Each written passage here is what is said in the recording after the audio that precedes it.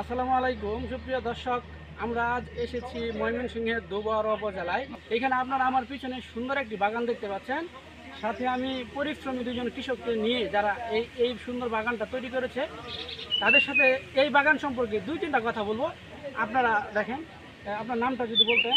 আমার নাম মোহাম্মদ আবুল কালাম। মোহাম্মদ আবুল কালাম। জি। এই বাগানটা মূলত কতদিন ধরে আপনি এটা আজকে আপনার প্রায় 8 বছর ধরে 8 বছর ধরে 8 বছর ধরে এটা বাগানটা। আপনারা দেখতেই পাচ্ছেন খুব সুন্দর ফলন হয়েছে।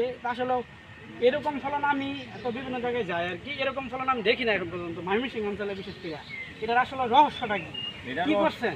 এটা আবার তো আপনার যখন এইটা এই গাছগুলো যখন লাগাইছি, সার গোবর দিয়ে আইরে পরে গাছটা লাগাইছি, কুটি দিয়ে আইরে পরে গাছ লাগাইছি।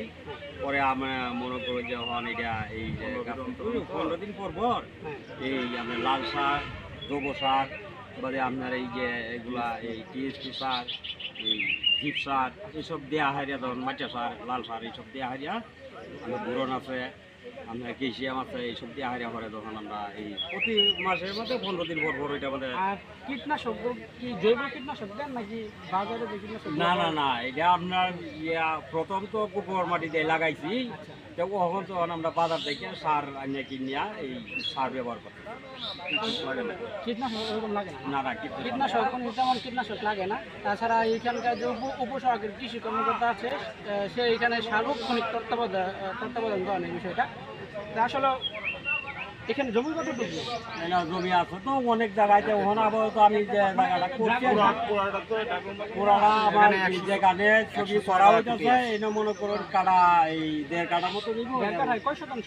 এই 150 দিয়ে আমরা 15 শতাংশ ড্রাগন বাগান গড়ে তুলেছেন।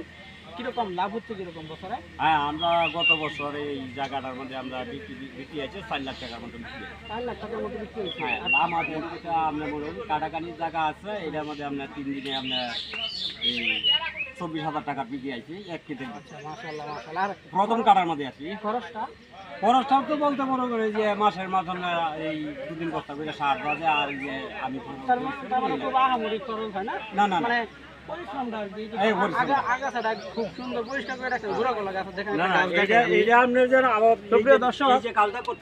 কৃষিতে প্রধান যে বিষয়টা আমাদের খেয়াল রাখতে হবে সেটা হলো আগাছা পরিষ্কার। এখানে এই কৃষক কিন্তু তিনি সেটাই বললেন যে এখানে ওইরকম কোনো খরচ হচ্ছে না, শুধু আগাছা পরিষ্কার পাশাপাশি কিছু কীটনাশক পাশাপাশি সার তিনি ব্যবহার করছেন। এতেই গত বছর তিনি 4 লক্ষ টাকা এই ড্রাগন বিক্রি করেছেন।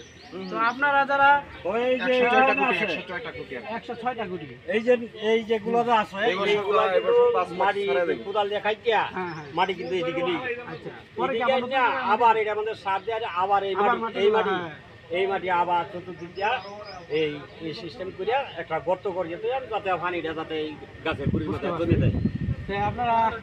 আপনারা যারা কৃষি কিন্তু একটা ব্যবসা। আমরা যদি ঠিকভাবে কৃষিটা করতে পারি তাহলে ওনার মতো আপনারা লাভবান হতে পারবেন। ধন্যবাদ। আজকের মতো ভিডিও এই পর্যন্ত। আরেকটা কাজ দেন, এই যে এগুলো